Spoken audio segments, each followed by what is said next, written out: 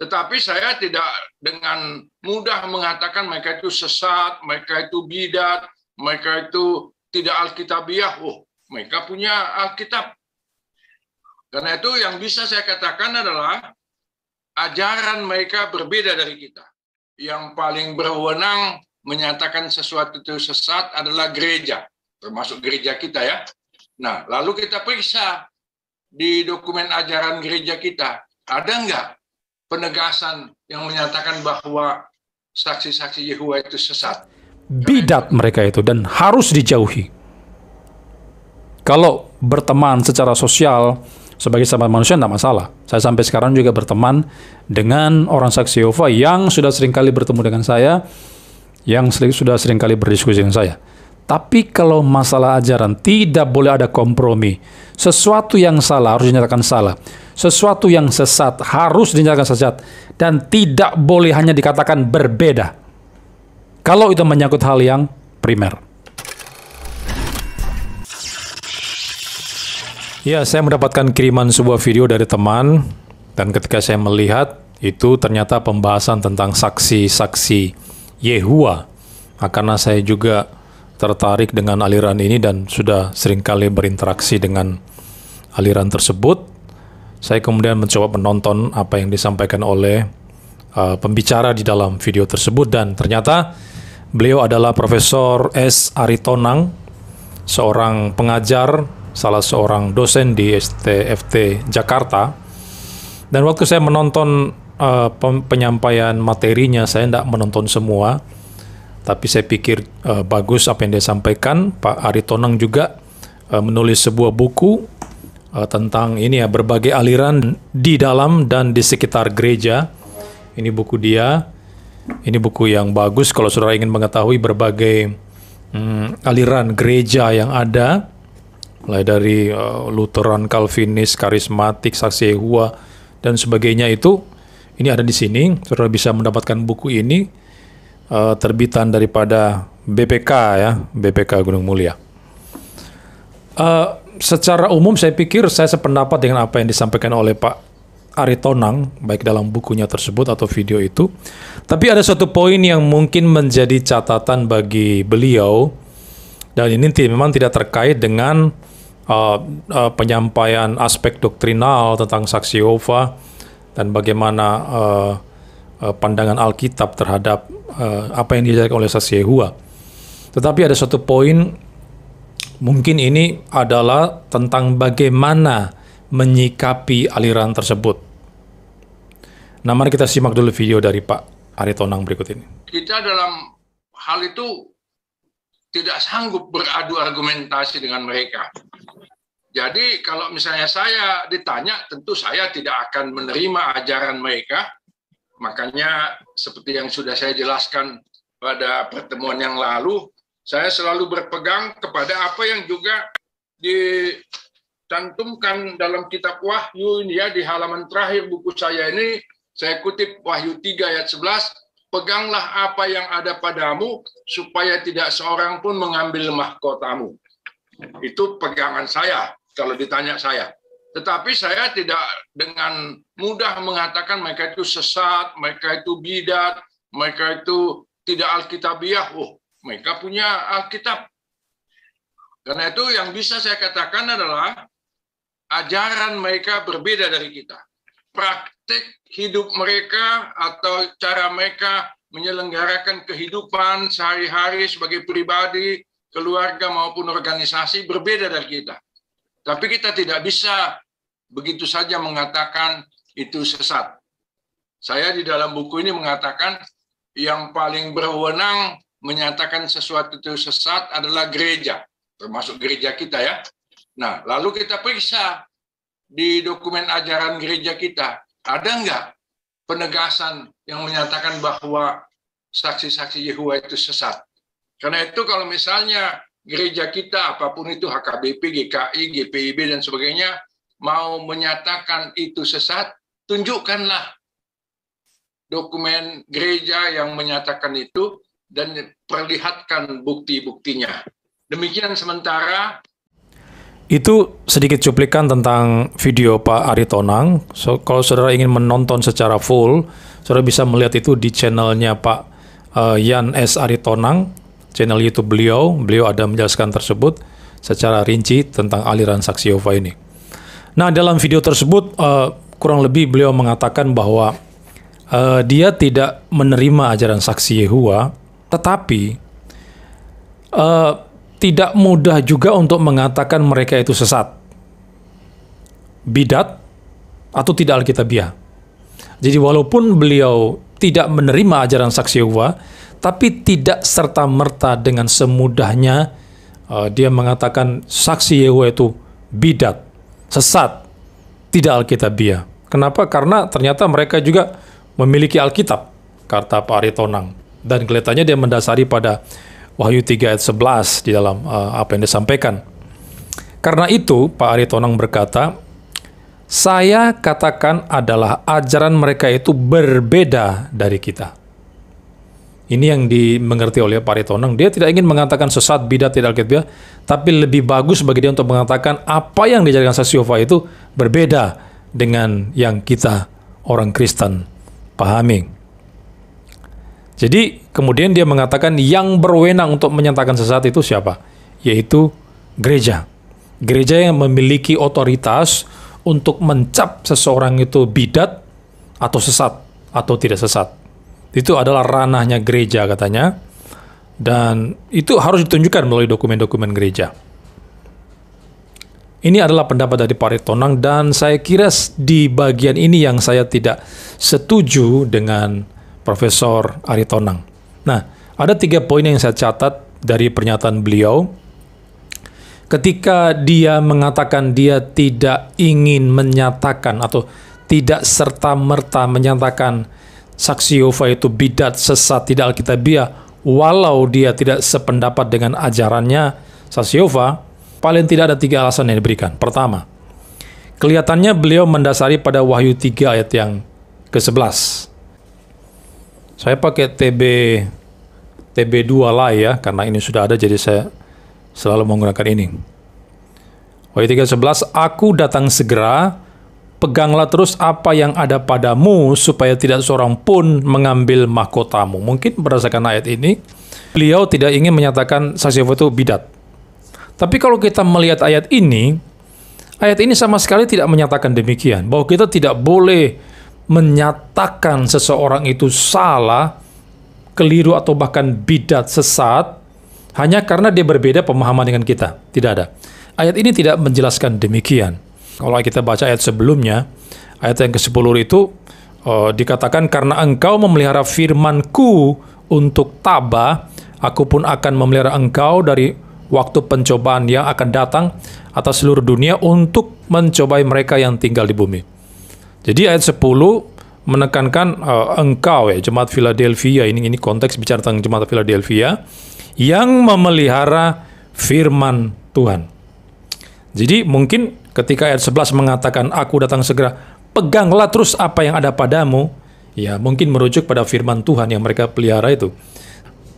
Tapi kan ayat ini tidak sama sekali mencatat sekali lagi bahwa kita tidak boleh menyatakan orang yang memang memiliki pandangan yang sesat itu sebagai sesat. Tidak ada. Jadi teks ini bukan menjadi alasan kita untuk tidak boleh menyatakan orang-orang atau para pengajar atau gereja yang memberikan pengajaran yang sesat itu sebagai sesat. Tidak ya, ayat ini tidak. Dan kalau saudara mencari di ayat-ayat lain manapun juga, tidak ada pelarangan dari firman Tuhan, dari Alkitab, agar kita tidak boleh menyatakan orang lain itu sesat, kalau memang ajaran yang sesat. Tidak ada ya. Yang kedua yang diberikan oleh Pak Aritonang adalah, beliau menyatakan tidak boleh nyatakan tidak alkitabiah. Jadi orang Kristen tidak boleh menyatakan saksi Yehova itu tidak alkitabiah. Karena apa? Karena mereka punya Alkitab juga. Nah, dalam video YouTube Pak Aritonang memang dia menunjukkan kitab sucinya saksi Yehova ya, terjemahan Dunia Baru itu saya juga punya kitab sucinya. Ternyata saksi Yehova juga punya kitab sendiri. Jadi kalau kita mengatakan mereka tidak alkitabiah, lalu bagaimana caranya? Lawang mereka juga punya Alkitab.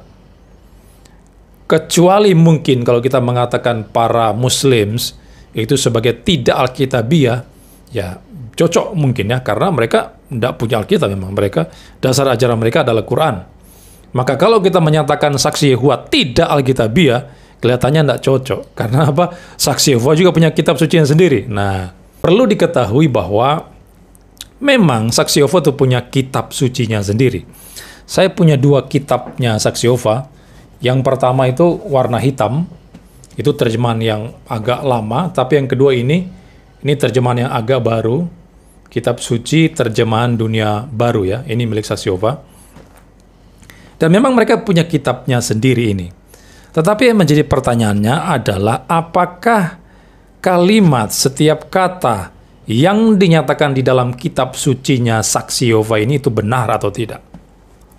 Kalau kita membandingkan antara kitab saksi Yehova TDB atau NWT New World Translation, kalau bahasa Indonesianya terjemahan dunia baru, dengan terbitan Alkitab Lai, maka kita mendapati ada begitu banyak perbedaan kata atau kalimat di antara kedua kitab tersebut. Nah, menjadi pertanyaan adalah kitab mana yang betul? Apakah kitabnya terbitannya Lembaga Alkitab Indonesia atau terbitannya Saksi Yehova?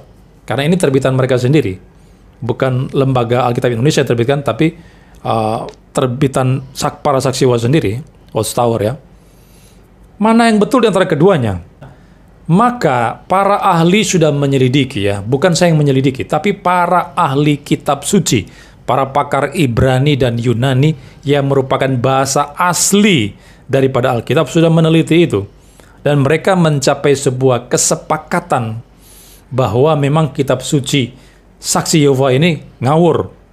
Kenapa? Karena mereka secara sembarangan menerjemahkan teks-teks asli Ibrani Yunani ke dalam bahasa Indonesia ataupun bahasa Inggris dan sebagainya. Ini kesimpulan para teolog dan pakar kritik tekstual. Memang sama-sama pakai Alkitab, tapi Alkitab mereka ini tidak benar. Saya memberikan beberapa contoh ya. Misalnya, dalam Yohanes 1 ayat 1. Akan buka Yohanes pasal 1 ayat yang pertama. Yohanes 1 ayat 1 di dalam TDB ini, kitabnya Saksi Yehova, dia mengatakan, pada mulanya firman itu ada. Firman itu bersama Allah, dan firman itu adalah suatu Allah. Jadi firman itu, logos itu adalah suatu Allah. Di bagian footnote daripada kitab TDB ini tertulis, Yohanes 1 ayat 1, atau bersifat ilahi. Jadi suatu Allah itu bisa juga diartikan bersifat ilahi. Jadi firman itu bersifat ilahi. Saudara bandingkan dengan terjemahannya Alkitab Lembaga Indonesia, itu berbeda. Kalau di TB lain mengatakan pada mulanya adalah firman, firman itu bersama-sama dengan Allah, dan firman itu adalah Allah. Firman itu adalah Allah. Tapi di TDB mengatakan firman itu suatu Allah atau bersifat ilahi. Kan berbeda. Nah, yang mereka pahami dengan bersifat ilahi itu berarti firman itu bukan Allah yang sejati.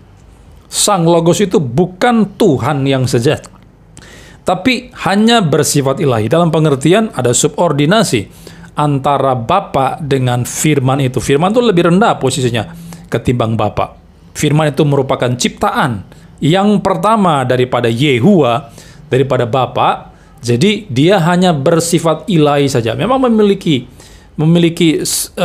sifat ilahi, tapi dia tidak setara dengan Allah Bapa, dengan Yehua, karena dia posisi lebih rendah. Dia dicipta. Ini pandangan Saksi Yehova. Lalu yang kedua, Wahyu pasal yang ketiga ayat yang ke-14, TDB berkata begini, kepada malaikat sidang jemaat di Laodikia, tulislah begini, inilah kata-kata amin, yaitu saksi yang setia dan benar, ciptaan Allah yang pertama. Jadi Yesus dikatakan ciptaan Allah yang pertama, sementara di terjemahan baru lain mengatakan bahwa Yesus itu adalah sumber dari ciptaan Allah. Ini TB2 Lai sudah menulis sumber dari ciptaan Allah. Jadi berbeda. Kalau di kitabnya Saksi Yehova mengatakan Yesus adalah ciptaan pertama, tapi di terjemahan baru 2 mengatakan sumber ciptaan Allah. Berbeda. Ya. Lalu mana yang betul di antara keduanya ini? Seperti saya katakan tadi, para pakar bahasa Ibrani Yunani memang sepakat menyatakan kitabnya Saksi Yehova yang salah. Ya kan? Nah, buktinya kalau mereka mengatakan Yesus itu adalah ciptaan yang pertama menurut Wahyu 3:14, lalu Yesus itu adalah bersifat ilahi, lalu dia bukan Allah, maka itu akan melawan banyak teks Alkitab di berbagai tempat.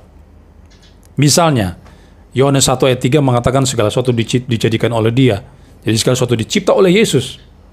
Lalu bagaimana mungkin Wahyu 3:14 mencatat Yesus ciptaan pertama? Apakah Dia mencipta dirinya sendiri?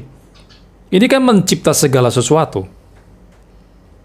Kalau Dia bisa mencipta segala sesuatu, berarti Dia tidak termasuk dalam ciptaan tersebut.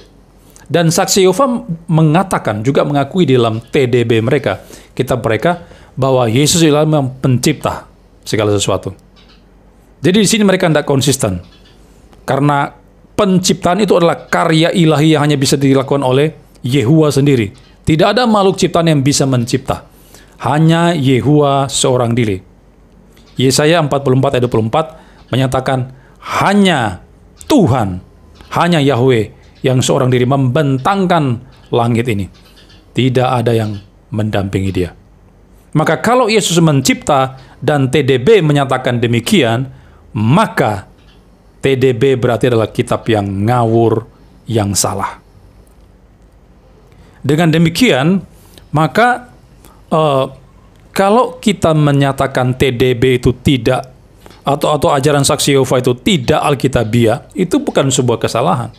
Walaupun mereka punya Alkitab sendiri, punya kitab suci sendiri, tapi ajaran yang terkandung di dalamnya itu salah menurut bahasa aslinya. Maka para scholar ya, seperti Dr. Julius Mantei, dia adalah seorang ahli bahasa Yunani, penulis buku Manual Grammar of the Greek New Testament, dia mengatakan bahwa TDB itu sebagai kesalahan penerjemahan yang buruk sekali. Ini Dr. Mantei. Bukan hanya Mantei, tapi juga Profesor Bruce Metzger. Metzger ini adalah profesor perjanjian baru di Princeton University. Dia menyebut bahwa TDB, terjemahan dunia baru itu, sebagai kesalahan penerjemahan yang menakutkan, keliru, merusak, dan busuk. Nah, ini kalimat daripada Metzger.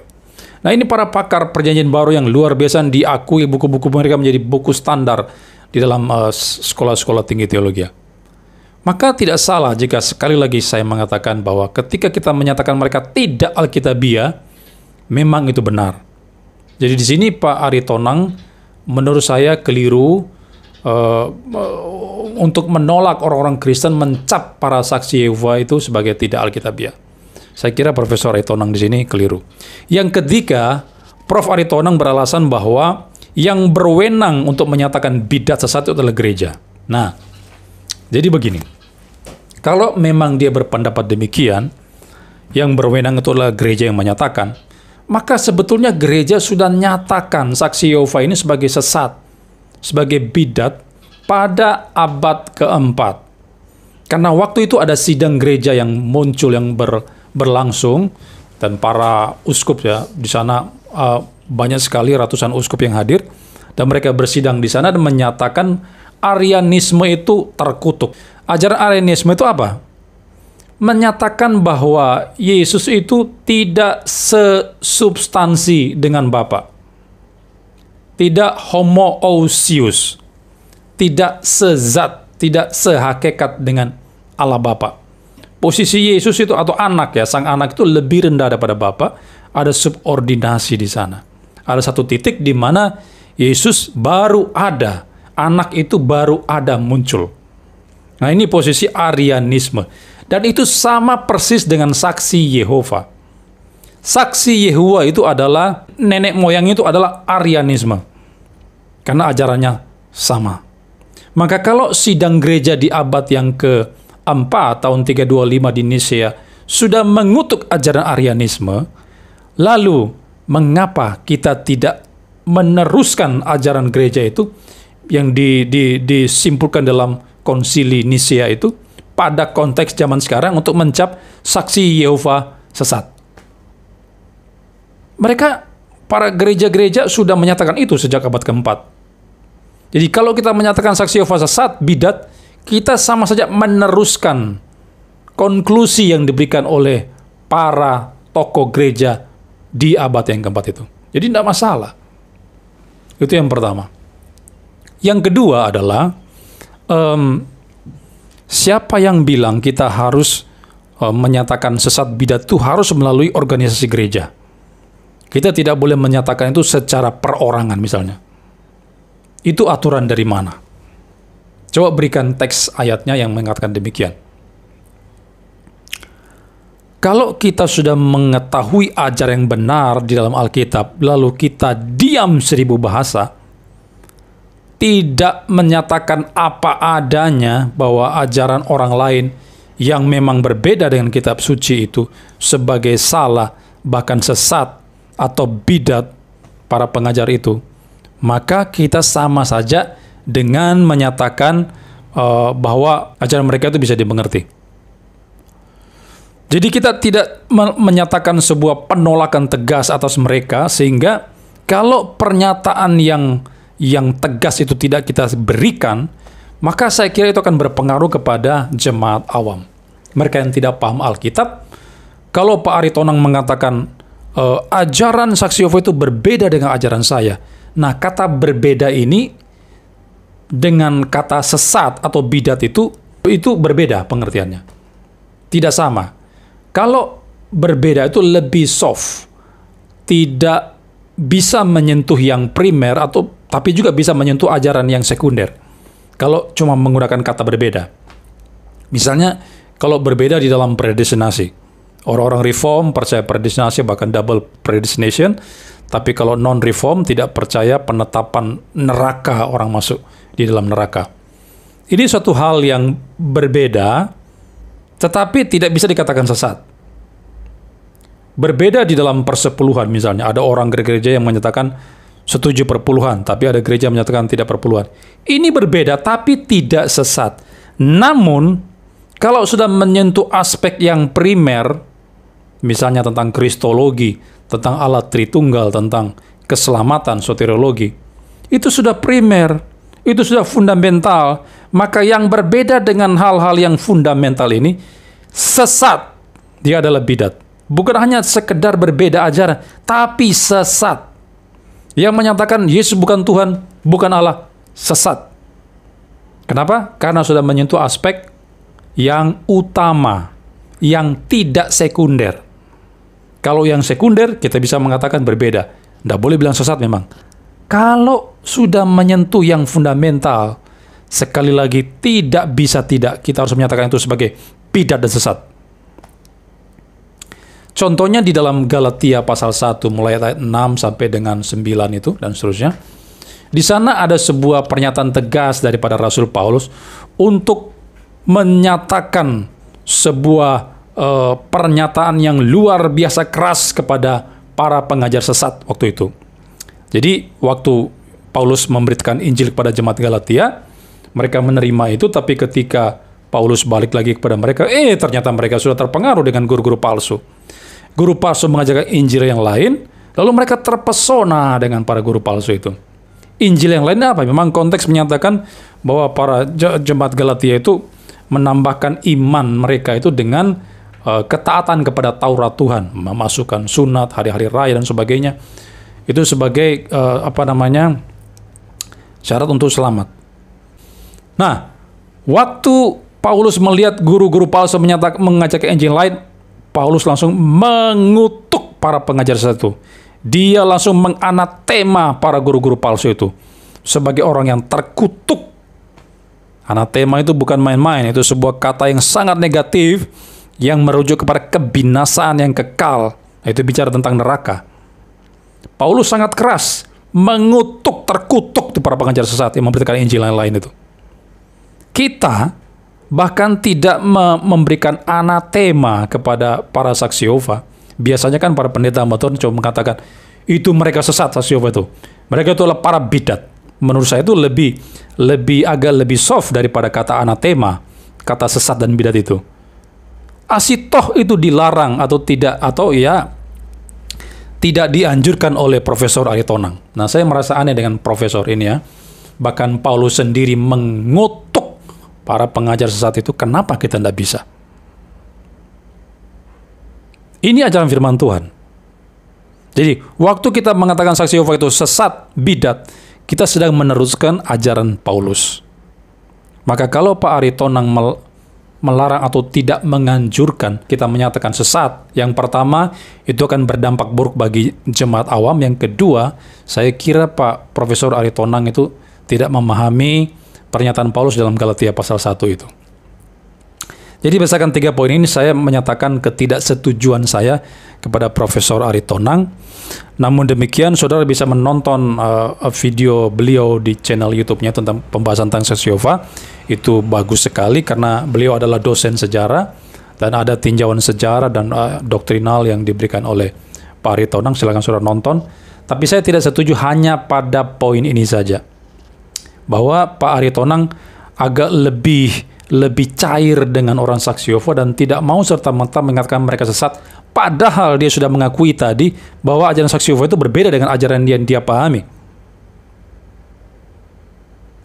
Jadi di titik ini saya berbeda dengan Pak Aritonang, dan ini hanyalah sekedar masukan kepada Profesor Aritonang, karena ini menurut saya sangat berdampak bagi jemaat awam.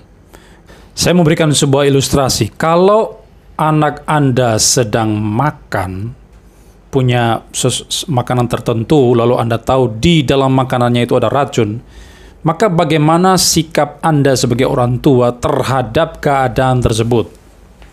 Kalau sebagai orang tua, kita hanya mengatakan kepada anak kita, "Nak, makanan yang ada di depanmu itu adalah makanan yang berbeda dengan makanan yang setiap hari kita makan." Ya, jadi jangan makan. Ya, Anda yang mengatakan, "Oh, itu makanan yang berbeda dari yang biasa kita makan." Anda hanya mengatakan demikian. Lalu ada orang tua lain yang mengatakan bahwa kepada anaknya yang dia tahu ada racun di dalam makanannya itu, dia mengatakan, "Jangan kau makan itu, nanti kau mati." Atau bahkan orang tua ini mengambil itu lalu membuang di tong sampah. Mana yang benar antara yang pertama dengan orang tua yang kedua? Tentu saja yang benar adalah yang kedua, orang tua yang kedua. Karena kalau Anda hanya mengatakan kepada anak Anda bahwa, "Nah, ini adalah makanan yang berbeda dengan makanan yang kita makan setiap hari." Loh, makan yang berbeda maksudnya apa ini yang berbeda? Anak bisa membantah pernyataan orang tua tersebut. Dia bisa saja makan.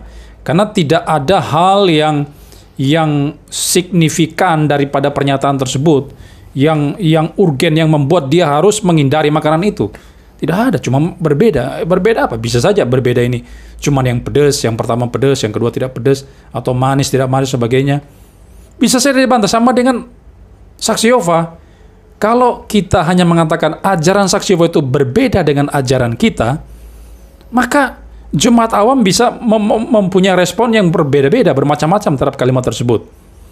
Karena tidak ada urgensi yang dimasukkan di sana, tidak ada ketegasan yang disertakan di dalam kalimat tersebut, bisa saja jemaat awam tetap melihat ajaran saksi Yehova dan mereka percaya kepada ajaran tersebut. Karenanya sekedar berbeda. Itu adalah pernyataan yang soft, yang sangat lembut terhadap mereka. Padahal ajaran mereka jelas-jelas salah, jelas-jelas sesat. Maka sebaiknya yang kita lakukan adalah, para saksi Yehova itu adalah para pengajar sesat, mereka adalah penyesat, mereka adalah bidat, dan jemaat harus menjauhi mereka. Nah, ini baru betul. Dan kalimat itu sedang menyatakan sebuah ketegasan bahwa kita tidak boleh mendekati ajaran saksi Yehova atau bahkan mengikuti ajaran tersebut. Sehingga dengan pernyataan tersebut, jemaat bisa menghindari dan tidak akan terpengaruh dengan saksi Yehova. Tapi kalau Anda hanya mengatakan, oh ajaran saksi Yehova itu berbeda dengan kita, tidak bisa. Itu tidak akan menyadarkan jemaat awam menurut saya. Jadi ini adalah poin yang menjadi perbedaan saya dengan Pak Profesor Aritonang, dan ini sekedar masukan bagi Pak Aritonang. Dan saya kira Pak Aritonang sudah, seperti saya katakan tadi, sudah melawan pernyataan Paulus di Galatia pasal 1 yang dia sendiri mengutuk para pengajar sesat yang mengajarkan Injil yang lain. Saksi Yehova jelas adalah guru-guru palsu yang mengajarkan Injil yang lain. Sehingga kalau kita menyatakan mereka bidat sesat, tidak masalah. Seperti saya katakan tadi, anatema itu lebih keras menurut saya ketimbang hanya sekedar kita menyatakan sesat, bidat. Walaupun implikasi daripada orang sesat dan bidat itu pasti akan menuju kepada kebinasaan. Tapi pernyataan Paulus ini jauh lebih keras daripada kita, daripada para pendeta yang biasanya hanya menyatakan saksi Yehova sebagai sesat dan bidat. Kalau berteman secara sosial sebagai sahabat manusia tidak masalah. Saya sampai sekarang juga berteman dengan orang saksi Yehova yang sudah seringkali bertemu dengan saya, yang sudah seringkali berdiskusi dengan saya. Tapi kalau masalah ajaran tidak boleh ada kompromi. Sesuatu yang salah harus dinyatakan salah. Sesuatu yang sesat harus dinyatakan sesat, dan tidak boleh hanya dikatakan berbeda kalau itu menyangkut hal yang primer.